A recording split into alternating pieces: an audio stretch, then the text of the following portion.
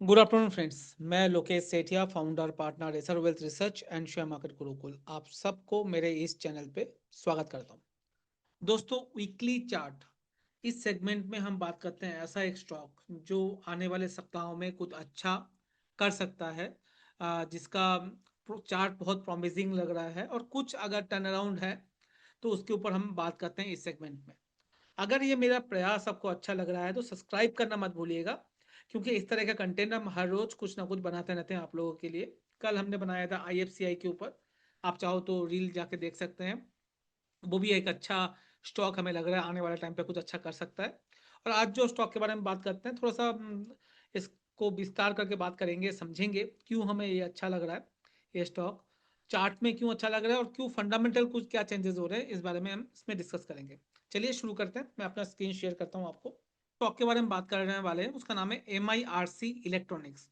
आपने अपने बचपन में, अगर आप 20-25 साल के हो तो सुने होंगे, या अगर कोई हमारे एज के हैं 40 के बराबर के कोई हैं तो आपने सुना होगा ओनिडा के बारे में। बचपन में हमने बहुत टीवी का ऐड भी देखा था। उसी का ही स्टॉक, उस वही स्टॉक है ये, जिसका नाम है MIRC इलेक्ट्रॉनिक्स या ओनिडा जिसका नाम था। वो टेलीविजन में नंबर वन प्लेयर हुआ करता था इंडिया में, बिफोर चाइना और बाहर की कंट्रीज के जो टेलीविजन इंडिया में जब तक नहीं आए थे, ये पाइनियर प्लेयर हुआ करते थे वीडियोकॉन एंड ओनिडा इंडिया में। उसके बाद एक जबरदस्त डाउनफॉल, खराब टाइम इस कंपनी के लिए चला। अब जाके लगता है ये कंपनी वापस रिवाइव हो रहा है। अब ऐसा मैं क्यों बोल रहा हूँ, पहले अगर आप इसका फंडामेंटल चेक करोगे तो आपको समझ में आएगा। 1200 करोड़ का मार्केट कैप में कंपनी ट्रेड कर रही है, 34 रुपए का भाव है। इसका लाइफ टाइम हाई 36 रुपए का है, 52 वीक हाई 36 रुपए का है, और 52 वीक लो है 10 रुपए का। कोई पीई हमें दिखेगा नहीं क्योंकि परफॉर्मेंस है नहीं। ROE बहुत ही कम है, 5 का। ROC है ही नहीं। स्टॉक प्लेज में है, ये भी खराब है। प्रोमोटर होल्डिंग 40%, ये भी खराब है। सेल्स ग्रोथ माइनस में है। तो इतना खराब चीज है। चेंज इन प्रोमोटर होल्डिंग भी 12%, प्रोमोटर ने भी लास्ट 3 साल में अपना माल बेच दिया है। तो इतना खराब है तो मैं स्टॉक को क्यों बात कर रहा हूँ, क्वेश्चन ये आता है, राइट। सभी तो खराब खराब बोल रहे हो, आप तो स्टॉक के बारे में हम बात क्यों कर रहे हैं? बात दो रीजन से कर रहे हैं। कुछ फंडामेंटल चेंजेस हुए हैं, मैं वो आपको दिखाने की कोशिश करूंगा। प्लस चार्ट पे और कुछ दिख रहा है, वो मैं बात करूंगा। तो बहुत इंपॉर्टेंट है। मेरे बात सुन के आप इसको ले मत लीजिएगा। ये बायसनेस हो सकता है, हम अपने क्लाइंट को भी ये चीज बोलते रहते हैं, लेने के लिए बात करते हैं। तो आप अपना रिसर्च का बेस बनाइए इसको, बट अगर आपको लेना है तो खुद का रिसर्च कर लीजिए या अपने RA RI से जरूर पूछ लीजिएगा। सिर्फ मेरे बातों से एक बार में जाके खरीद मत लीजिए, क्योंकि बायसनेस हो सकता है और कल ये शायद टूट सकता है। तो ये ध्यान रखिएगा, राइट। अब चलते हैं क्या चेंजेस हो रहे हैं वो बात करते हैं। तो दो चेंजेस मैं आपको बताऊंगा। पहला चेंज, यहाँ पर प्रोमोटर होल्डिंग हर कोई देखता है 53 से घट के जो हमने देखा 40% आ गया है। पर चेंजेस क्या हुए हैं, अगर आप पब्लिक में जाओगे तो आपको दिखेगा। अथम इन्वेस्टमेंट, एक बड़ा इन्वेस्टमेंट फर्म है, इन्होंने 21% का इस क्वार्टर अक्टूबर में स्टेक बाई किया है। तो 21.31% का स्टेक बाई किया है। उसके अलावा भी SSPL ने, अगर देखेंगे, 3% के करीब है।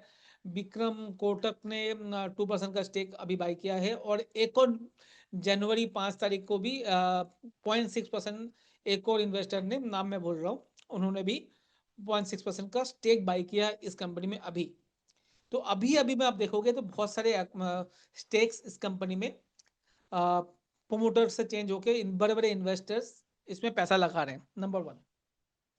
नंबर टू, जो यहाँ पर जो चेंजेस मुझे दिखा उसकी अगर बात करूं तो अगर आप देखोगे यहाँ पर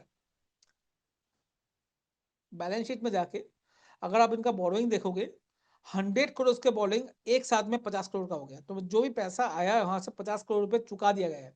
तो इंटरेस्ट कॉस्ट इनका बहुत ज्यादा कम हो जाएगा आने वाले क्वार्टर्स में। करेक्ट। ये दो बड़े चेंजेस है। कुछ चेंजेस हो रहे हैं फंडामेंटली इस कंपनी में, शायद हमें बाहर से नहीं दिख रहा हो, बट यस कुछ बड़े बड़े चेंजेस हो रहे हैं। और हमने जैसे 20% स्टेक खरीदा, 1000 करोड़ का अगर मार्केट कैप है इस कंपनी का आज के दिन पे, आपने जैसे देखा 1200 करोड़ का मार्केट कैप है। उसका 20% की अगर बात करें तो ऑलमोस्ट 250 करोड़ के करीब ऑथम इन्वेस्टमेंट ने इसमें पैसा डाला है। तो वो आपको एक बार नजर में रखना है। सेकंड, जब मैं इसका चार्ट की बात करूं तो आप अगर ये चार्ट देखो 2003 का चार्ट है जहां पर इसका लाइफ टाइम हाई गया था, वो ही इसका था 300 रुपए का। वहां से आज 110, सिर्फ 10% में मिल रहा है, 30 रुपीज में आपको ये स्टॉक अभी 34 रुपीज में मिल रहा है। मगर मैं ये चार्ट देखा क्यों ना, ये मंथली चार्ट है। इसमें इंपॉर्टेंट चीज क्या है, आप देखो ये चार्ट में एक बड़ा ब्रेकआउट, बड़े चार्ट में बड़ा ब्रेकआउट आ रहा है। ये कंसोलिडेशन में एक बार 2018 में ब्रेकआउट आया था बट वो टिका नहीं। बट वापिस ये जो है लंबे चार्ट में आपको ब्रेकआउट होते हुए दिखेगा। ऑलमोस्ट कितने साल, ऑलमोस्ट 22 ईयर्स, 22 ईयर्स के बाद, 22 साल के बाद एक बहुत बड़ा डाउन साइकिल देखने के बाद कंपनी का, बहुत ज्यादा खराब देखने के बाद अब जाके कुछ कुछ पॉजिटिव साइन दिख रहे हैं, जहां इन्वेस्टर बड़े बड़े घुस रहे हैं, जहां चार्ट पे पॉजिटिविटी आ रही है। करेक्ट। तो सेकंड रीजन है ये स्टॉक को आइडेंटिफाई करने का, दिस टेक्निकल चार्ट में, लंबे चार्ट में, 22 साल के चार्ट में ब्रेकआउट आने की संभावना, प्लस ऑथम इन्वेस्टमेंट का पैसा डालना लास्ट क्वार्टर, प्लस इस क्वार्टर में भी 0.6% एक और इन्वेस्टमेंट ने पैसा डाला और 2-4% और भी लिया। तो टोटल अगर प्रोमोटर की होल्डिंग देखेंगे 40%, ऑथम की 22%, तो मोटा मोटा 60-61% और 3-4% और इन्वेस्टर ने डाला है। तो 67-68% के करीब का अब बड़े इन्वेस्टर के पास ही पैसा है।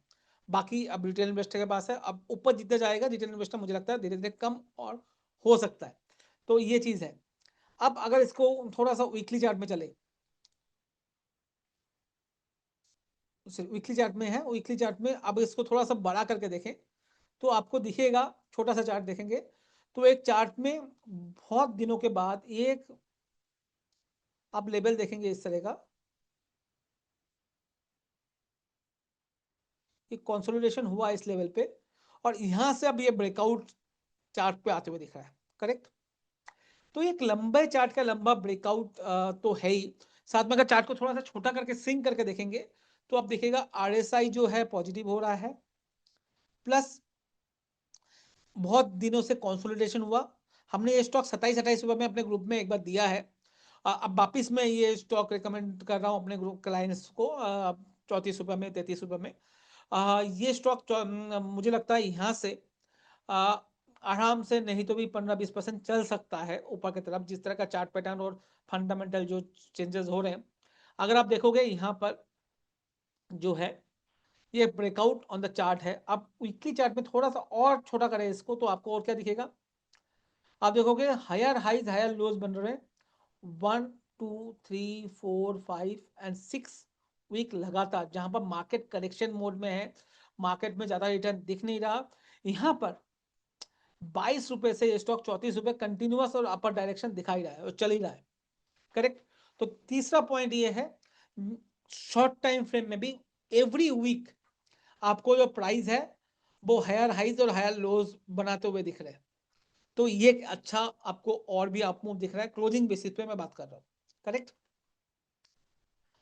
अब मैं अगर अपने रैंकिंग सिस्टम की बात करूं तो रैंकिंग सिस्टम पे आप देखोगे तो वीकली चार्ट में मैं इसको 5 का रैंक हमारे सिस्टम में दे रहा है। और निफ्टी के साथ अगर कंपेयर करेंगे तो निफ्टी के साथ ये पॉजिटिव कोरिलेशन दिखा रहा है, आरएस जो है रिलेटिव स्ट्रेंथ जो है निफ्टी के साथ ये बहुत पॉजिटिव दिखा रहा है। अब थोड़ा सा हम इसमें वॉल्यूम का तर्क भी ऐड करते हैं और समझते हैं वॉल्यूम में क्या हो रहा है।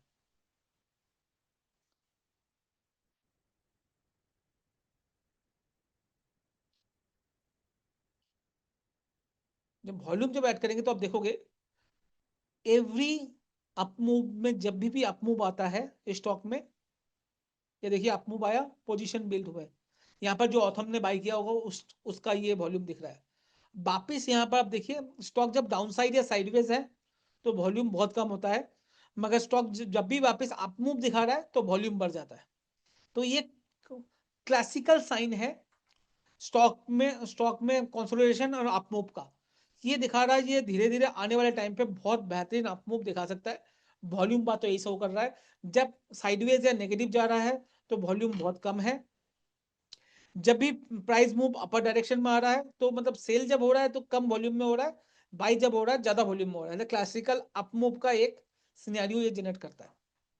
करेक्ट। अब हम चलते हैं मूविंग एवरेज की बात करते हैं। मूविंग एवरेज क्या दिखा रहा है? मूविंग एवरेज देखोगे तो अब सारे मूविंग एवरेज के ऊपर ही ये ट्रेड कर रहा है और एडीएक्स तो पॉजिटिव है ही, आरएसआई पॉजिटिव है, जो मैं देखता भी हूँ। एडीएक्स एंड आरएसआई काफी पॉजिटिव दिखा रहा है। प्लस मूविंग एवरेज में भी आप देखोगे तो कंटिन्यूअस अप मूव आपको देखने को मिलेगा। ये वीकली चार्ट की बात कर रहा हूँ मैं। और वीकली चार्ट में जो भी ये हाई बनाया था पिछले, उन सारे हाई के ऊपर अब जाकर ट्रेड करना स्टार्ट किया, तो ये एक पॉजिटिव और भी है।